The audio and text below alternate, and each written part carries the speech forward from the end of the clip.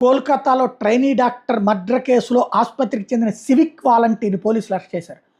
ప్రభుత్వ ఆసుపత్రిలో trainee doctor PG medical student ఇటీవల ఆసుపత్రిలో దారుణ హత్యకు గురయ్యారు. చంపడానికి ముందు హంతకుడు ఆమె మీద అత్యాచారం చేసినట్టు పోస్టుమార్టం రిపోర్ట్లో బయటపడింది. దీంతో మెడికల్ ట్రైనీ డాక్టర్లు బాధితురాలి కుటుంబ సభ్యులు ఆందోళన చేపట్టారు. నిందితుని వెంటనే అరెస్ట్ చేసి కఠినంగా శిక్షించాలని డిమాండ్ చేశారు. మెడికల్ ఆందోళనతో RG Kar medical college and hospital దద్దరిల్లిపోయింది. దీంతో కేసును సీరియస్గా తీసుకున్న పోలీసులు 2 రోజుల్లో నిందితుని గుర్తించారు. అదే ఆసుపత్రిలో వాలంటీర్గా అంటే వాలంటీర్ అనేటటువంటి పేరుతో అక్కడ పోస్టు పెట్టేటటువంటిది కమ్యూనిస్ట్ పార్టీకి సంబంధించినటువంటి కార్యకర్తల్ని పనిచేస్తున్న సంజయ్ రాయ్ ఈ దారుణానికి పాల్పడ్డాడని వెల్లడించారు. కేసు నమోదు చేసి సంజయ్ని అరెస్ట్ చేశారు. ఈ కేసుకు సంబంధించిన వివరాలను కోల్కతా ఎస్పీ వినీత్ గోయల్ అధికారికంగా వివరించారు.